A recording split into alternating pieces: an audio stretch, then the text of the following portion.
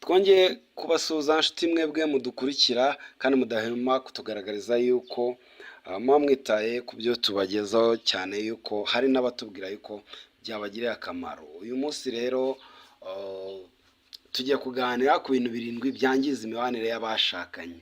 Kwanza, abashakanye ni abantu bameze bati? Abashakanye ni abantu babana, umugore n'umugabo babana mu buryo bwemewe n'amategeko cyangwa se butemewe n'amategeko iyo bujuje ya myaka y'ubukure yo gushakana nyine 21.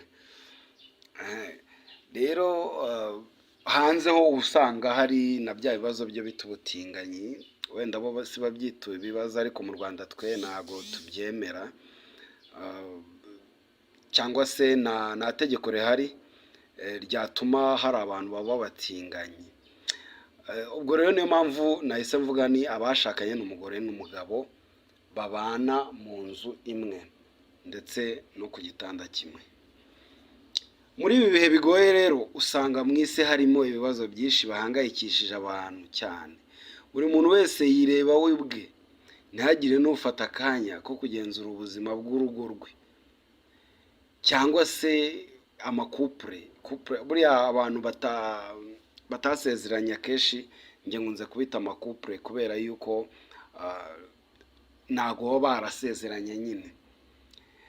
Ni ikintu cy'ingenzi nk'umukristo cyangwa se umuntu wizera Imana wese gufata akanya ko gusuzuma ubuzima bwa kupure, kugira ngo turebe ahakenewe gushakirwa umuti cyangwa se gukosora kugira ngo ibintu bigende neza. Imibiri yacu igomba gutangwa n'ibitambo bizima bishimamwa n'Imana. Hari ibibazo bishobora kuza bitewe n'impamvu zinyuranye kandi bikatugusha, bikangiza n'ingo zacu tutabaye maso pe. Ubuzima gatozi bw'urugo bushobora gupfa gahoro gahoro tutigeze tubimenya, tugashiduka byageze kure, hamwe n'urugo rwasenyuka. Umujura nta kindi kimuzana uretse gusenya, kwiba no kwica. Reka turebere hamwe rero, nk'uko nabijeje, ibintu 7 bishobora gusenya urugo tutabaye maso. Ariko umuti wa byose tusanga mu ijambo ry'Imana, kuko niyo nkota yacu. Ikintu cya mbere cyangiza imibanire y'abashakanye: kwikunda, ibyo dukunze kwita mu ndimi z'amahanga ngo ni egoisme. Urugo n'umugabo n'umugore bashyira hamwe bakiyemeza kubana akaramata. Nk'uko Bibiliya bivuga, abashakanye bombi nk'uko baba barabisezeranye kubana akaramata, buri wese afite inshingano zo gukora uko ashoboye kugira ngo bigende neza. Nyine utikunze ngo kanaka niwe ugomba gukora ibintu nk'ibyo. Muri ibi bihe abantu baratese cyane, bafite ubuzima bworoshye tugereranyije n'ubwo ababyeyi cyangwa abasekuruza bacu babayemo. Ari nayo mpamvu abantu bahunga inshingano zabo, kuko baba bafite guhitamo kwinshi. Nta kwihanganirana ku kibaho, nta kwanga umugayo, reka. Buri wese arireba ku giti cye, no mu bashakanye buri wese akaba nyamwigendaho. Aho kugira ngo bahurize hamwe barebere hamwe ibyifuzo byabo, usanga baterana inshingano. Buriya babyumvikanyeho ntihagire ubongamira undi cyangwa ukandamizwa. Imana ikunda ubumwe, abashyize hamwe muzi yuko n'uwo mugani uhari ngo Imana irabasanga. Umuti w'iki kibazo rero cya egoisme cyangwa se kwikunda ni uko buri wese yibagirwa akitangira undi. Yesu yirengagije imibabaro yari agiye guhura nayo kandi yari abizi, kugira ngo ugushaka kwa se gukorwe.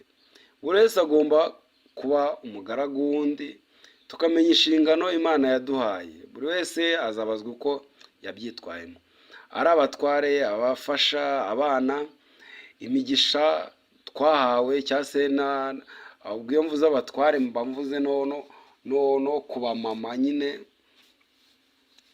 Ibyo byose twahawe tuzabazwa uko twabyitwayemo. Twibuke wenda turebye nko muri Bibiliya gato, iyi nkuru y'amatarano no muri Galatiya 5:13 ravuga ngo, bene data mwahamagariwe umudendezo, ariko umudendezo wanyu ntimukawugire urwitwazo rwo gukurikiza ibya kamere, ahubwo mukorerane mu rukundo. Uwo ni umuti mwiza cyane mu Bagalatiya 5:16, ndavuga ni muyoborwe n'umwuka, kuko ari bwo mutazakora ibyo kamere irarikira. Muri ibyo bintu byo kuba wakwitwara neza ntiwikunde ukitangira mugenzi wawe, mwisanga ibyo mwagennye kugeraho ahubwo byararenze cyane, byararenze. Ikindi cya kabiri cyangiza imibanire y'abashakanye ni ugusuzugurana cyangwa kutubahana, icyo bita mefiance. Mefiance remeze ite? Urugo rutizerana ni nk'igiti kidafite imizi, nta rufatiro ruba rufite. Kutizerana kw'abashakanye bituma habaho icyuho kinini cyane, abantu bagatangira gukerana nko mu gukekerana. Ugasanga uri gukeka mugenzi wawe ngo yakoze ibi bitewe n'ibyo wishinza, cyangwa se wenda ari ukumukeka gusa. Mu Bakorino ba mbere 13:5 haratubwira ngo urukundo ntirukora ibiteye isoni, ntirushaka ibyarwo, ntiruhutiraho, ntirutekereza ikibi ku bantu. Ibyo bigatuma umwe atakishimira undi, urukundo rukazima, Satani akaba abonye icyuho cyo gusenya. Kubera ko kwa kutizerana nyine, gusuzugura mugenzi wawe, kutamwubaha, ukumva yuko ibyaha byose ari we biriho. Icyizere ni uko abashakanye bombi bizerana, bakumvikana, umwe agatahura undi akamwiyumvamo, kandi bakirinda icyabababaza. Uwo ni wo muti. Icya gatatu gishobora gutera ibibazo mu muryango, byangiza imibanire y'abashakanye, ibintu bita guceceka. Umuntu yakubwira ikintu ugaceceka, wenda simvuze ngo uhite umukankamira kuko nabyo ntacyo ubukoze, ariko gerageza gukominikana na mugenzi wawe kugira ngo yumve ibyo.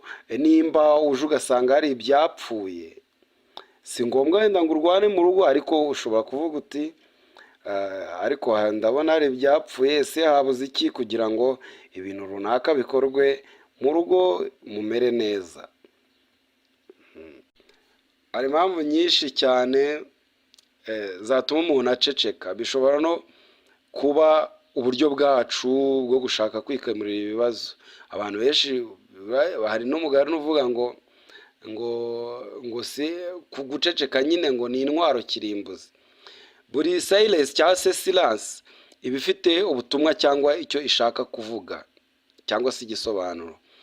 Guhitamo gucecekaho kugira ngo uvuge byica ubusabane, icyo twakwita nka dialogue, communication. Bigatera gutinya kuvuga ikiri ku mutima wawe, kwerekana santima, gutinya ko uwo ubwira atari bukumve, cyangwa ko ibyo wifuza kuvuga mugenzi wawe yazabigucyurira cyangwa akabikoresha nk'intwaro yo kugusebya. Hari igihe umwe mu bashakanye yanga neza kuvuga agaceceka, bigatera mugenzi we uburakari ndetse bikanamukomeretsa. Guceceka nta kibazo na kimwe bikemura, ahubwo birasenya.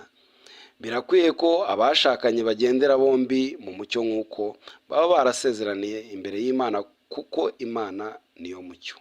Twese twiringiye umuti. Rero tusanga mu Efeso 5:8 haratubwira ngo kuko kera mwari umwijima, none mukaba muri umucyo mu mwami wacu. Nuko mugende nk'abana b'umucyo, kuko imbuto z'umucyo ari ingeso nziza zose no gukiranuka n'ukuri. Ijambo ry'Imana. Ikintu cya kane rero gishobora gutera ikibazo cy'amakimbirane cyangwa se kutumvikana mu rugo, cyangwa se byangiza imibanire, icyo bita kugira ijambo rya nyuma, dernier mot. Cyangwa se akakubwira ngo ngiyi ni avertissement ya nyuma, dernier avertissement. hari umugani uvuga ngo celui qui veut avoir raison à tort même si la raison. Gushaka kugira rezo cyangwa se igitekerezo ni ugushaka kwiha agaciro wishyira hejuru y'undi. Uwo ni umugani ni uburyo bubi cyane bwo kwica ikiganiro, ubusabane, dialogue, ndetse bikica na relationship hagati y'abashakanye. Ni ukuvuga ko mugenzi wawe uba wamushyize munsi y'ibirenge byawe. Umuntu ushaka guhora afite rezo cyangwa se kumva yuko ari mukuri ntabashaka ukuri. Iyo yumva buri gihe ari mukuri, ahubwo we ntabwo aba ashaka ukuri. Icyo aba yimirije imbere ni ukugukandamiza, ndetse kenshi n'ikiguzi cyose byasaba aba yiteguye kugitanga. Twigiye kwicisha bugufi rero bavandimwe, tuba dukurikiye bino biganiro, dusangiye kino kiganiro n'ino YouTube channel. Twicishe bugufi iyo mico y'abafarisayo tuyireke, tugendere mu rukundo rw'abana b'Imana. Umuti rero tusanga mu bafarisayo, umuti abafarisayo ni abantu babani na imvuze haruguru, ni abantu bahoraga bishyira imbere ari indyarya. Tubisanga muri Luka 16:15. Arababwira ati mwebwe mukunda kwigira abakiranutsi imbere y'abantu, ariko Imana izi imitima yanyu. Kwicisha bugufi byoroshya imibanire y'abashakanye kandi bigatuma ubusabane n'imibanire y'abashakanye bigenda neza. Uwo ni wo muti, kwicisha bugufi, kandi ukamenya yuko ibyo ukora ibyawe byose Imana ibizi. Kutihanganirana, icyo ni icya gatanu gishobora kwangiza imibanire y'abashakanye. Iki ni kimwe mu bintu biranga egoisme, kwikunda, bitera kutumvikana, kudahuza, umwe ntiyihanganire undi. Ntumve yuko mugenzi wawe nawe ari umuntu. Umuntu agahora ashaka guhindura mugenzi we, amutegeka uko agomba kwitwara, ntiyihanganire intege nke cyangwa uburyo bwo kubaho bwa mugenzi we. Niba utemera mugenzi wawe ko ari, ibyo bizatera urugo rwanyu gusenyuka. Nshuti yanjye, twirinde gushaka guhindura abo tutaremye, kuko si twe Imana, ahubwo tubasengere nabo babashe kugeraho wewe uba ushaka ko bagera. Aho kubashyiraho contrainte cyangwa se precision birasenya pe. Abashakanye bombi bagomba kwihanganirana, buri wese akemera undi uko ari. Erega nta ntungane inabaho.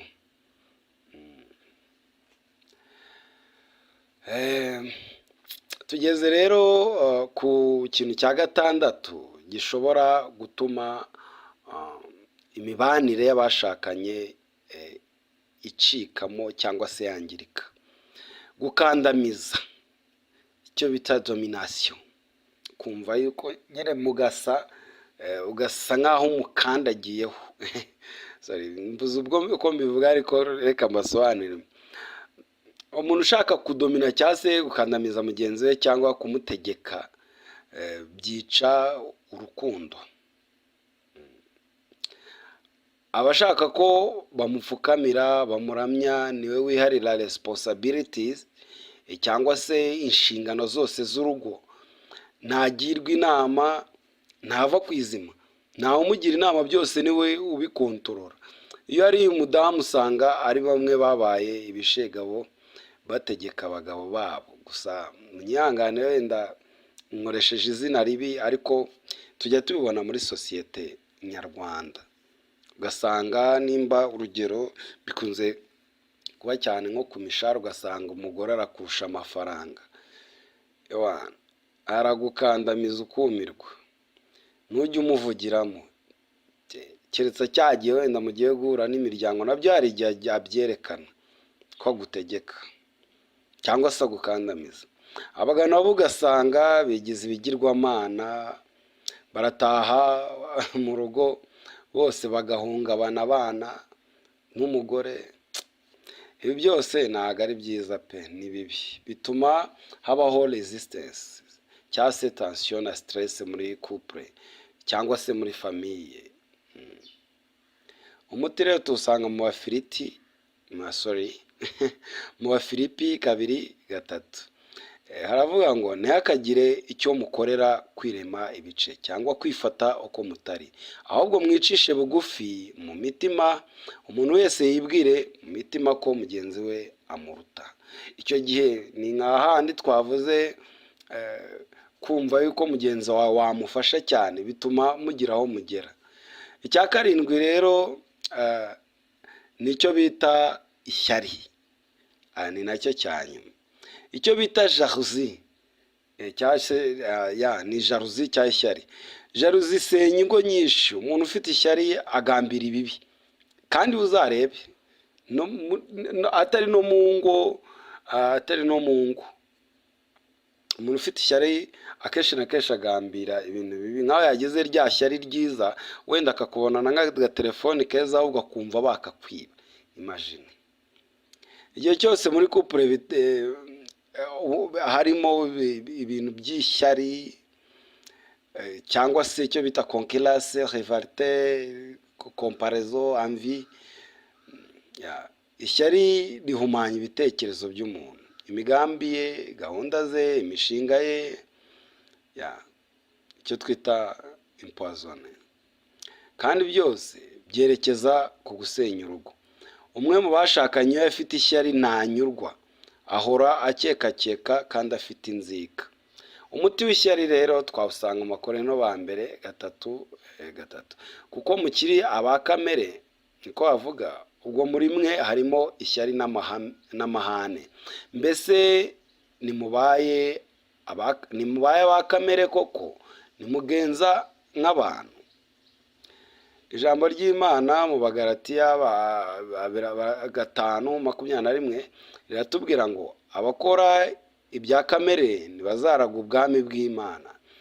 Imana iguhishuriye icyo wakora. Niba hari icyo usanze Satani yangije mu mibanire yawe na mugenzi wawe, Imana y'imbabazi, amahoro n'urukundo bibane nawe. Wari kumwe na Emmanuel Irakarama kuri cano musanzwe musangaho ibiganiro ya Muganga Nathan. Ikaba yitwa Muganga Nathan TV, kandi Muganga Nathan TV ushobora kumusanga kuri 0782532327. Rero ibiganiro byacu nakagaruka nawe ubutaha. Ciao ciao.